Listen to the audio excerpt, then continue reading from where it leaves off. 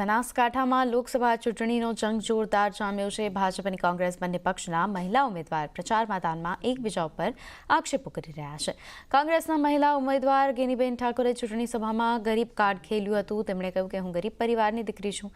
ગેનીબેન પર ભાજપના ઉમેદવાર રેખાબેન ચૌધરીએ નિશાન તાકતા કહ્યું કે ગેનીબેન જાતિવાદ પર ચૂંટણી લડી રહ્યા છે।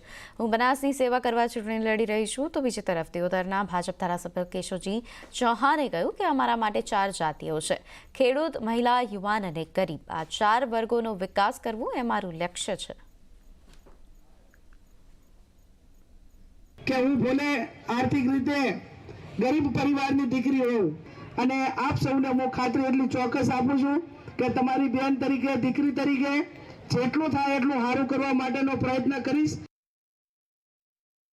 મારે એમ કહેવું છે કે હું તો મોદી સાહેબની ઉમેદવાર છું, જ્યારે સામેના જે પક્ષના બેન છે એ રાહુલ ગાંધીના ઉમેદવાર છે। સામેના પક્ષના બેન જાતિવાદ ઉપર ચૂંટણી લડી રહ્યા છે, જ્યારે હું બનાસની સેવા કરવા માટે ચૂંટણી લડી રહી છું। અમારા માટે 4 જ જાતિઓ છે, ખેડૂત, યુવાન, મહિલા અને ગરીબ। આ 4 વર્ગોનો વિકાસ થાય એટલે 140 કરોડ જનતાનો વિકાસ થાય એ અમારો લક્ષ્ય છે। એ લક્ષ્યને હાંસલ કરવા માટે અમે પૂરો પ્રયત્ન કરીએ।